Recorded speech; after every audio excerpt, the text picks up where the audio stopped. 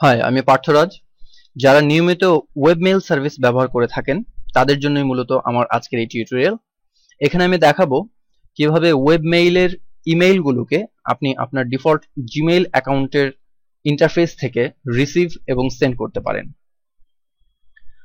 আমি এক্সাম্পল হিসেবে এখানে একটি ইমেল অ্যাড্রেস দেখাতে চাচ্ছি, যেটি একটি পার্সোনাল ডোমেইন থেকে ক্রিয়েট করা mail@parthoraz.com। এখানে parthoraz.com আমার একটি ডোমেইন। তো যদি কেউ আমার এই ইমেল অ্যাড্রেসে মেল সেন্ড করে, আমি আমার ওয়েব মেইলে লগ ইন না করে আমি শুধুমাত্র এখান থেকেই আমার সব মেইল দেখতে পারি।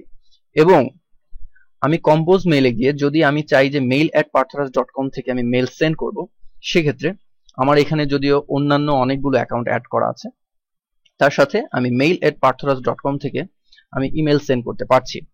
এই প্রসিডিউরটি আমি এখন করে দেখাবো। তার জন্য আমি আমার cPanel থেকে একটি নতুন ইমেল অ্যাকাউন্ট ক্রিয়েট করতে যাচ্ছি। ধরে নিচ্ছি web@parthoraz.com আমার একটি নতুন ইমেল অ্যাকাউন্ট, যেটি একটি অটো জেনারেটেড পাসওয়ার্ড ইউজ করে আমি ক্রিয়েট করছি। এই ইমেলটিতে লগ ইন করতে হলে সাধারণভাবে আমাকে যেটি করতে হবে parthoraz.com/webmail এবং সেখানে web@parthoraz.com এবং পাসওয়ার্ড আমার অলরেডি কপি করা আছে, সেটি দিয়ে লগ ইন করতে হবে। তো সাধারণত এই ইন্টারফেস থেকে সবাই ইমেল সেন্ড করে এবং রিসিভ করে। তো আমি এখন এই ইন্টারফেসকে পুরোপুরি অ্যাভয়েড করে এই পুরো কাজটি আমি আমার জিমেইলের সাথে অ্যাটাচ করে দেখাতে যাচ্ছি। এই কাজটি করার জন্য আমাকে প্রথমে সেটিংসে ঢুকতে হবে।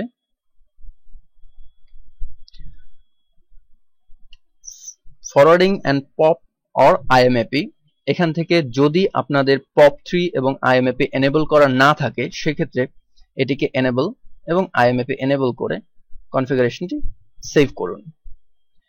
পরবর্তী ধাপে আপনি আপনার অ্যাকাউন্টটিকে অ্যাড করতে যাচ্ছেন। Check email from other accounts using POP3 এর মানে হচ্ছে আপনি অন্য অ্যাকাউন্ট থেকে মেইলগুলোকে রিসিভ করতে যাচ্ছেন আপনার এই জিমেইল অ্যাকাউন্টে। এখানে POP3 যখন আপনি অ্যাড করতে যাচ্ছেন, তখন আপনার কাছে কিছু কনফিগারেশন চাইবে। এই কনফিগারেশনগুলো আপনি কোথায় পাবেন তার ডিটেইল আমি এখন এখানে দেখাচ্ছি। এখানে আপনার ইমেল অ্যাড্রেস চেয়েছে। আপনার ইমেল অ্যাড্রেস যেটি আমার পার্সোনাল ডোমেইন থেকে ক্রিয়েট করা হয়েছে সেটি দিলাম। এবং এখানে দেখুন ইউজার নেম চাচ্ছে। এখানে অবশ্যই ইউজার নেম হিসেবে আমার পুরো ডোমেইন সহ ইউজার নেমটি দিতে হবে। পাসওয়ার্ড যেটি আমার ইতিমধ্যে কপি করা আছে সেটি দিলাম। এখানে POP3 সার্ভার সাধারণত মেইল অ্যাড আপনার ডোমেইন নেম থাকবে, কিন্তু যদি আপনি শিওর হতে চান সেক্ষেত্রে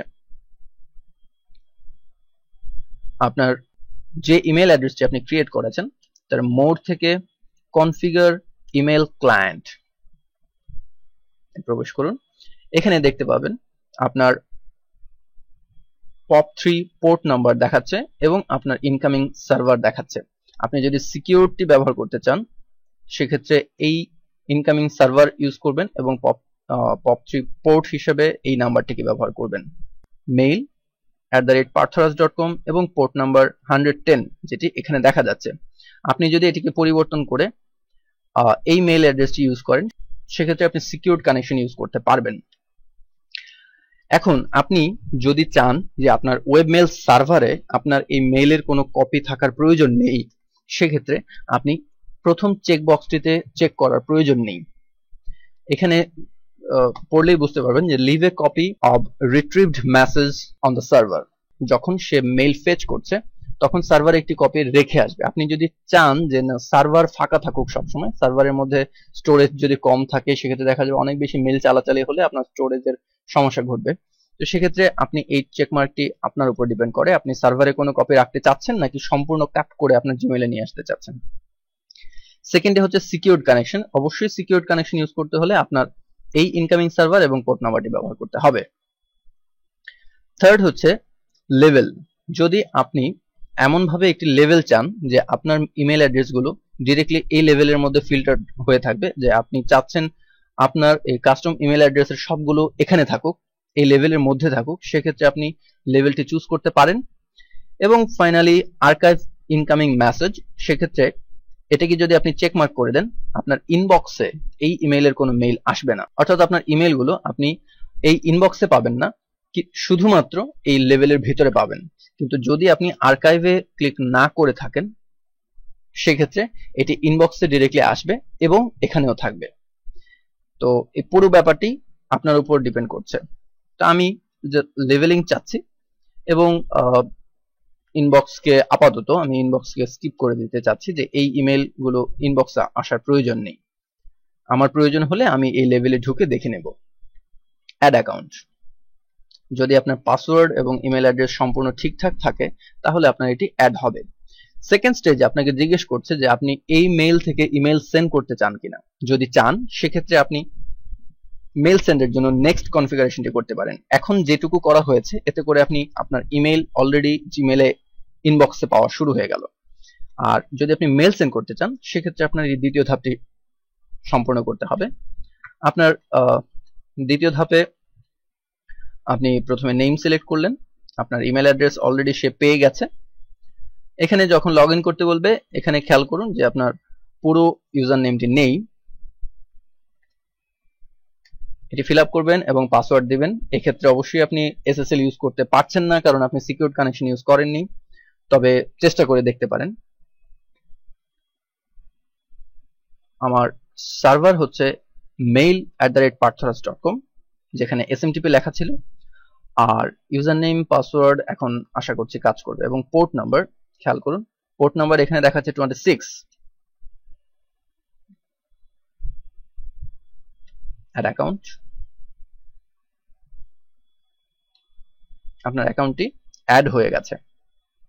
এই পর্যায়ে যে কাজটি আপনার বাকি তা হচ্ছে এখানে আপনার একটি ইমেল এসেছে, এই ইমেলটিতে একটি কনফার্মেশন লিংক এসেছে। আপনি যদি এই রাউন্ড কিউবে নাও আসেন আপনি অলরেডি জিমেলে এই মেলগুলো পেয়ে যাওয়া উচিত, কারণ আপনি মেইল রিসিভ করার কাজ অলরেডি করে রেখেছেন। তবে এখানে মেইলটি আসতে একটু সময় নেবে। দেখুন চলে এসছে। এই ইমেলটি যেমন এখানে আপনার ঢুকেছে সেম ইমেল আপনার জিমেলের অ্যাকাউন্টেও চলে এসছে, এবং এখান থেকে আপনি শুধুমাত্র এই লিংকে ক্লিক করলে আপনার ইমেল অ্যাড্রেসটি আপনার কম্পোজে চলে এসছে। তবে সেক্ষেত্রে একটি রিফ্রেশ দিয়ে নেওয়া বেটার। এখন আপনি যদি কম্পোজে যান দেখবেন web@parthoras.com আপনার এখানে শো করছে, রাইট হিয়ার, web@parthoras.com। আমি এখন web@parthoras.com থেকে একটি মেইল সেন্ড করছি আমার জিমেইলে।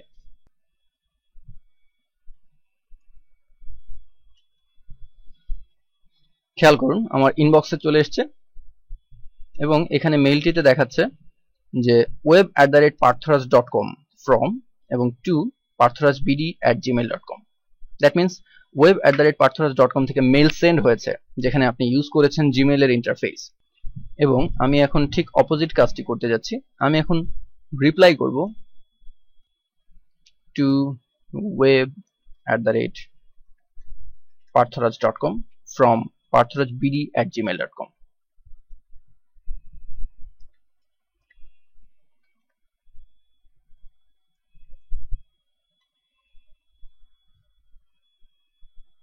এখানে লক্ষ্য করুন মেইলটি দেখাচ্ছে web@parthoras.com এবং from parthrasbd@gmail.com। এটি আমার ইনবক্সে শো করছে।